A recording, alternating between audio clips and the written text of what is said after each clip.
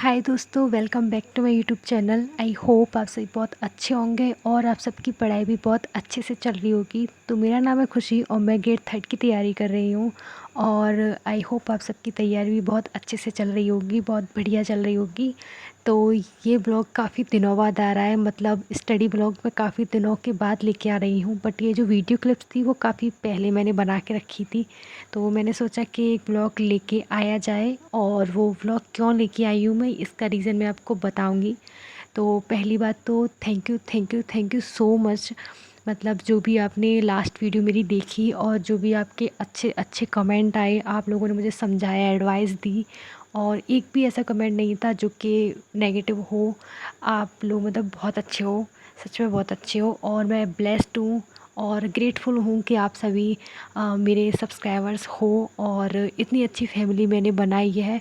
तो उसके लिए थैंक यू सो मच। और काफ़ी ऐसी बातें आपने बताई, बिल्कुल ही आपने मोटिवेट किया मुझे, और एडवाइस भी दी कि मुझे कैसे क्या करना चाहिए, तो वो मैं अप्लाई भी कर रही हूँ। तो आप सभी का थैंक यू सो मच। और एक और बात कि अभी जो आगे व्लॉग्स आएंगे, वो कैसे आएंगे या आएंगे भी या नहीं, मतलब कुछ बता नहीं सकती।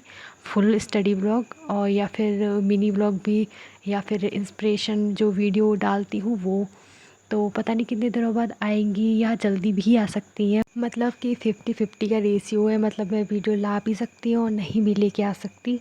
और आप सबकी पढ़ाई कैसी चल रही है आप मुझे कमेंट में बताना, और आप लोगों ने कौन सी टेस्ट सीरीज़ ज्वाइन करी है वो भी मुझे बताना।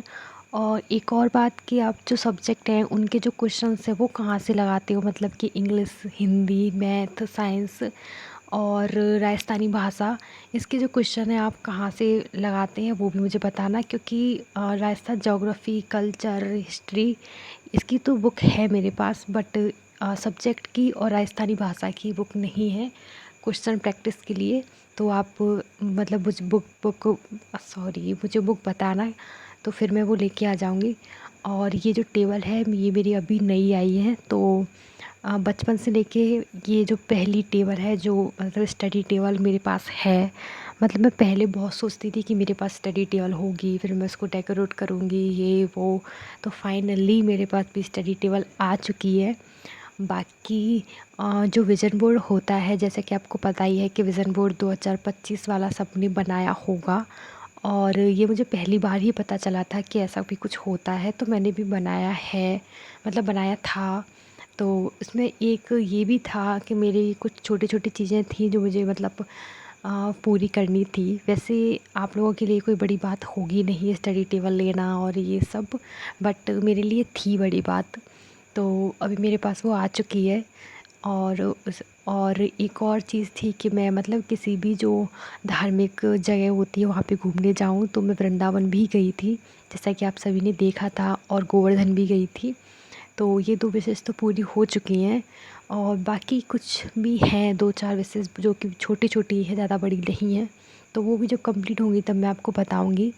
और बाकी आप सभी की तैयारी कैसी चल रही है ये आप मुझे कमेंट में बताना। तो यहाँ पे मैं जो नरेशन वाला टॉपिक है उसके जो क्वेश्चंस हैं थोड़े बहुत थे, उत्कर्ष की जो टेस्ट वो हैं बुकलेट्स, उनमें उनको यहाँ पे कर रही थी। और इंग्लिश में पवन गोस्वामी सर से पढ़ रही हूँ, और वो वाकई में इंग्लिश बहुत अच्छी पढ़ाते हैं। और मैथ की मुझे बताया था कि जीजीटी से पढ़नी है, तो मैं जीजीटी से ही पढ़ती हूँ, तो काफ़ी अच्छी पढ़ाते हैं जीजीडी, जो गौरव ज्ञान धारा यूट्यूब चैनल है वहाँ से। तो आप भी वहाँ से पढ़ सकते हैं। और आप सभी करंट अफेयर्स के लिए कौन सी बुक लेके आए हो ये भी मुझे बताना। और वैसे मेरे पास मैंने आपको बताया था उत्कर्ष की करंट अफेयर्स की बुक है, बट कलाम में क्या होता है कि मंथ वाइज देते हैं।